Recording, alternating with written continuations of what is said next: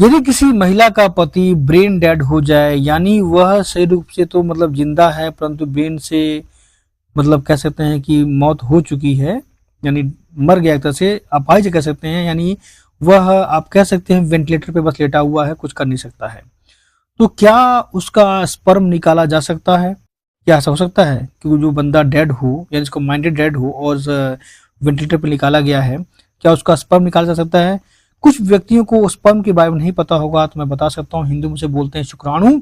वह शुक्राणु जो एक नर द्वारा यानी एक आदमी के द्वारा निकाला जाता है संभोग के समय, और वह जो शुक्राणु है जब मादा के गर्भ में प्रवेश करते हैं तो वह अंडाशय बनता है। उसी अंडाशय से इंसानों ये की उत्पत्ति होती है, यानी बच्चा पैदा होता है। उस शुक्राणु को हम बात कर रहे हैं।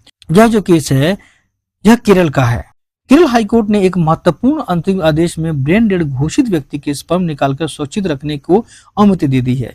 यह आदेश कोझिकोड के बेबी मेमोरियल हॉस्पिटल को दिया गया है, जिसमें कहा गया कि मान्यता प्राप्त ART क्लिनिक के जरिए इस प्रक्रिया को पूरा कराएं। जस्टिस MB स्नेहलता ने यह फैसला पत्नी की याचिका पर सुनवाया है। पत्नी ने कोर्ट पर बताया कि उसका पति वेंटिलेटर पर है और कानून जरूरी लिखित सहमति देने की स्थिति में नहीं है। अदालत ने स्पष्ट किया कि अभी केवल जो स्पर्म ही निकालने की अनुमति दी गई है, और बाद में भविष्य में इसका प्रयोग कैसे किया जाएगा, क्या किया जाएगा, इसके लिए भी दोबारा आपको कोर्ट पे आना पड़ेगा। अब देखिए हुआ क्या था उसके पति को चिकन पॉक्स हुआ था, जिसके बाद वह क्या हुआ, ब्रेन डेड हो गया। और उसकी पत्नी यह चाहती है कि भविष्य में वह माँ बनना चाहती है, और वह चाहती है कि जो बच्चा हो वो उसी के पति का हो। तो इसलिए वो डोनर की मांग कर रही थी, ताकि जो उसका स्पर्म है निकाल के उसी घर में डाल दिया जाए।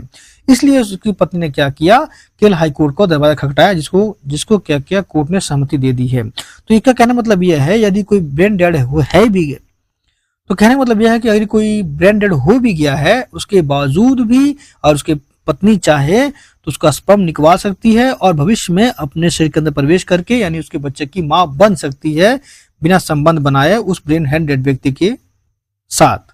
यह था थोड़ा सा टॉपिक जिसके बारे में हमें जानना चाहिए, ताकि हम थोड़ा जागरूक हों और यह जाने कि देश में क्या और कैसे चल रहा है, और देश में और क्या क्या जो नई नई चीजें हैं हो रही हैं। तो मिलते हैं एक नए टॉपिक के साथ एक नए वीडियो में।